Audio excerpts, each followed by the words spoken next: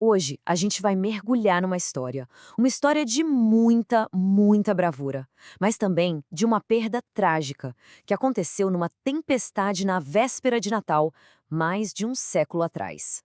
A data é bem específica, e por um motivo. Véspera de Natal de 1895.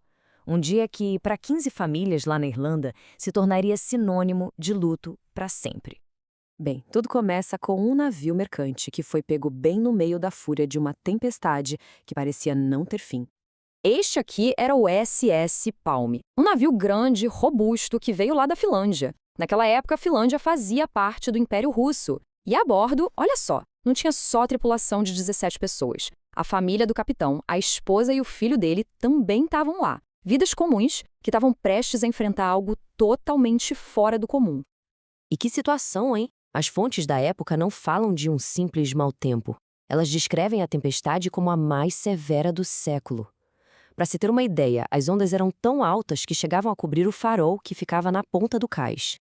O navio até tentou buscar abrigo ali na Baía de Dublin, mas a força do vento e do mar era simplesmente avassaladora. O Palmer ficou à deriva, sabe? Mesmo com a âncora, ele era arrastado sem dó, cada vez mais perto das rochas.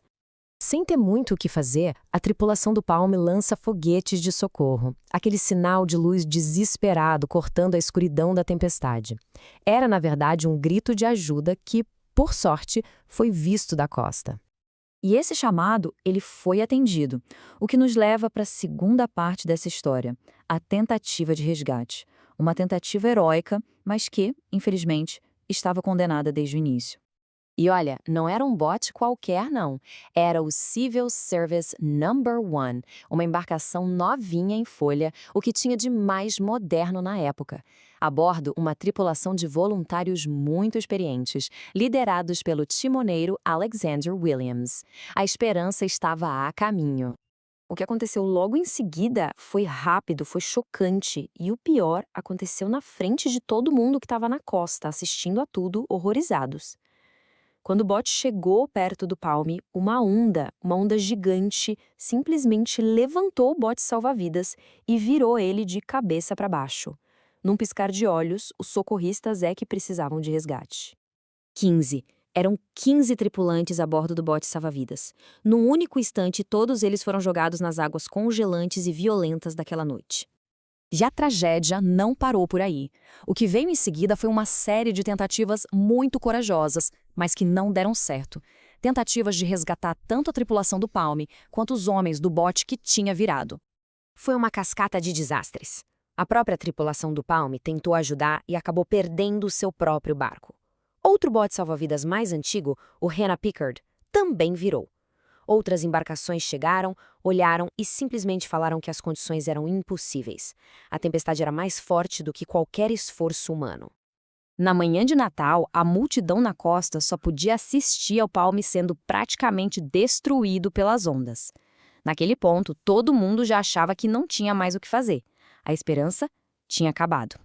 E é aqui que a história dá uma virada. Uma virada com uma ironia tão dolorosa que mostra como os destinos podem ser completamente inesperados.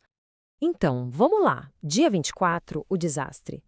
Dia 25, o desespero total. Mas aí, no dia 26 de dezembro, o dia de Santo Estevão, uma coisa inesperada aconteceu.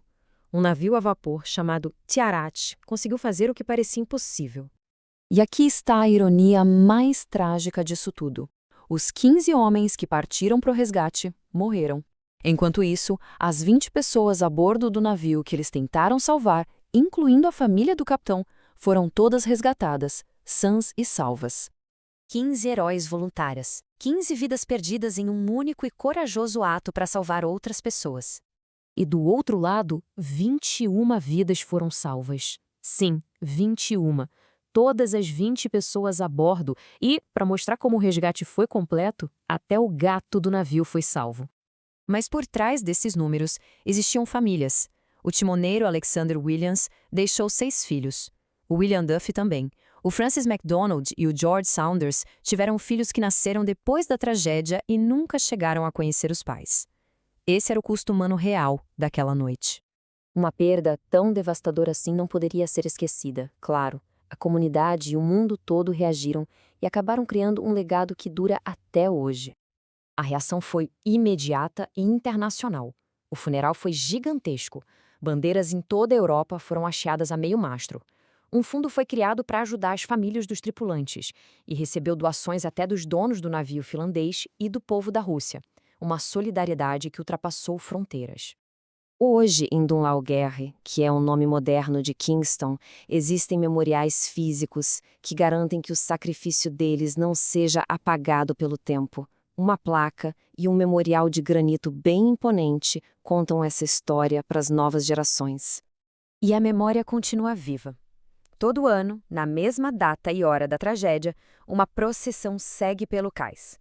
É uma tradição muito solene que conecta o presente diretamente com aquele dia fatídico de 1895. E isso tudo nos deixa com uma pergunta. A história do bote salva-vidas de Kingston é sobre um momento específico, mas a questão que ela levanta é atemporal.